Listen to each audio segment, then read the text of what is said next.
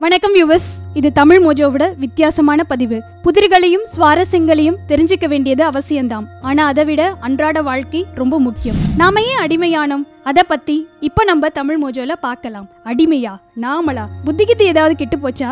நாம 1947 சுதந்திரம் வாங்கிட்டோம். அத வருஷத்துக்கு ஒரு முறை சாக்லேட் சாப்பிட்டும் கொண்டாடிட்டு இருக்கோம். இப்படி உங்க மனசுல ஓடலாம். ஆனா 70 வருஷத்துக்கு முன்னாடி சுதந்திரம் கிடைச்ச போது ஒரு மகான் சொன்னாரு, இந்தியாவுக்கு தான் சுதந்திரம் கிடைச்சது, இந்தியர்களுக்கு இல்லைன்னு. கொஞ்சம் சீரியஸா பார்க்க வேண்டிய பிரச்சனை இது. அதுக்குன்னு ஹாஸ்பிட்டல் ICU எல்லாம் போயிடாதீங்க, இது வேற சீரியஸ். இன்றைய சூழல்ல நம்ம நாட்டு நதிகள் எல்லாம் ஆலை கழிவுகளால சாக்கடையாயிடுச்சு.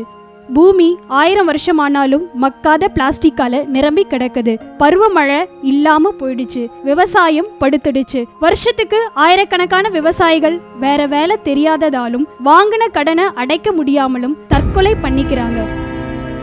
இதுக்கெல்லாம் யார் காரணம்? வேற என்ன, அரசாங்கம் தான். அது 1990களில் உலக வியாபாரிகள் சங்கத்துல போட்ட கையெழுத்து தான். அதனாலதான் பெப்சி, கோக் உள்ளிட்ட எல்லா பன்னாட்டு நிறுவனங்களும் இந்தியாவுக்கு வந்துச்சு. கண்ட கெமிக்கல்ஸும் கீழான உணவுப் பொருட்களையும் விற்பனை செஞ்ச இந்த கம்பெனிகளின் தயாரிப்புகளை கிரிக்கெட்டர்ஸும் சினிமா நடிகர்களும் கூவி கூவி வித்தாங்க. நமக்கு தான் கிரிக்கெட்டர்ஸ் கண்கண்ட தெய்வமாச்சே. அவங்க என்ன சொன்னாலும் அப்படியே நம்பிடுவோம். சினிமா நடிகர்கள் அதுக்கும் மேல கேள்வியே கேட்க மாட்டோம். நம்மளோட இந்த முட்டாள்தனத்தால கல்வி, விவசாயம், தொழில்துறை, ஆடை உற்பத்தி, உணவுப் பொருட்கள், பொழுதுபோக்கு முதலிய அனைத்தும் இப்போ வெளிநாட்டு கம்பெனிகளின் கட்டுப்பாட்டுல தான் இருக்கு.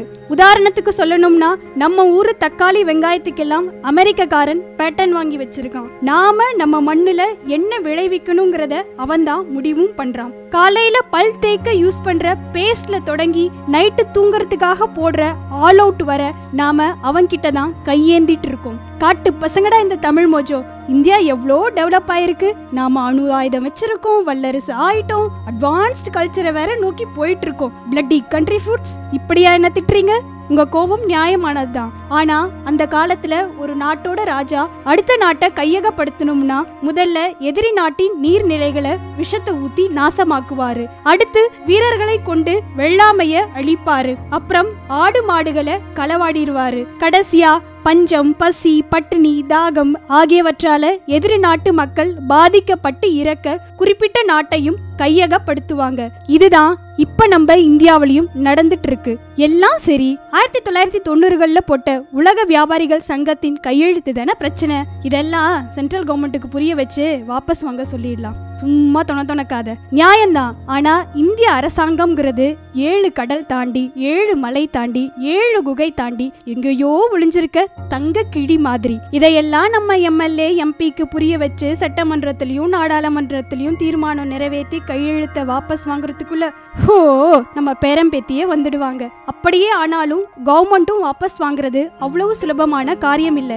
ஏன்னா தற்சார்பு பொருளாதாரம், அதாவது நம்ம மண்ணின் உற்பத்திகள் நமக்கு தான். இதுல வெளிநாட்டு வியாபாரிகள் வந்தா தாய் நாட்டோட பொருளாதாரம் படுத்திடும். இப்படி இதை மட்டுமே ஆதரிச்ச அன்றைய பாரத பிரதமர் ராஜீவ் காந்தி அடையாளம் தெரியாத பன்னாட்டு முதலாளிகளால படுகொலை செய்யப்பட்டிருக்காரு. தவிர Iraq, Vietnam, Libya, Korea, Soviet Russia உள்ளிட்ட பன்னாட்டு முதலாளிகளை எதிர்த்த எந்த ஒரு அரசாங்கமும் உயிரோட இருந்ததில்லை. ஆக இவங்களை அடியோட விரட்டுறது அவ்வளவு எளிதான காரியமும் இல்லை. அப்போ இந்த பிரச்சனைக்கு தீர்வே இல்லையா? Very good. இதைத்தான் நாங்க எதிர்பார்த்தோம். இதுக்கும் தீர்வு இருக்கு. நம் நாட்டின் தயாரிப்புகளை அன்றாட வாழ்க்கையில வாங்கி பயன்படுத்தலாம். இதனால சிறு குறு உற்பத்தி நிறுவனங்களும் அதன் ஊழியர்களும் பிழைப்பாங்க. தவிர அவன் சொல்றான் இவன் சொல்றான்னு உரங்கிற நச்சை போட்டு நிலத்தை பாழ் பண்றதை விட்டுட்டு பாரம்பரிய இயற்கை விவசாயத்துக்கு மீண்டும் திரும்பலாம். கதர், காட்டன்னு நம்ம துணிகளை மட்டுமே போடலாம். எதையுமே ஆரோக்கியமா அத்தியாவசியமானு பார்த்து வாங்கலாம். நிறைய மரம் வளர்த்து பருவமழைய திரும்ப பெறலாம். மீண்டும் இந்த பூமியை பசுமையா மாற்றலாம். அது ஒன்றும் பெரிய காரியமே இல்லை. இப்ப ஆரம்பிச்சா கூட 20 வருஷத்துல எல்லாமே சாத்தியம்தான். கொஞ்சம் யோசிங்க. வளர்ச்சிங்கிற பேர்ல நிலத்தையும் நீரையும் காற்றையும் ஆகாயத்தையும் மாசுபடுத்திட்டு வருங்காலத்துல கிரெடிட் கார்டை தின்னு ஐபோனையா குடிக்க போறோம்? மாற்றம் நம்மள இருந்து தொடங்கட்டும். அது ஆரோக்கியமான அழகான பாரம்பரிய பூமியை எதிர்கால சந்ததிகளுக்கு வழங்கட்டும். நிச்சயம் இது குறித்த உங்களது அபிப்பிராயங்களை கமெண்ட்ல தெரிவிங்க. அப்புறம் பிடிச்சிருந்தா லைக் பண்ணுங்க, அதிக நபர்கள் மாறுறதுக்கு ஷேரும் பண்ணுங்க. இன்னும் இந்த மாதிரி ஆணித்தரமான உண்மைகளை தெரிஞ்சுக்க சேனலை சப்ஸ்கிரைப் பண்ணுங்க.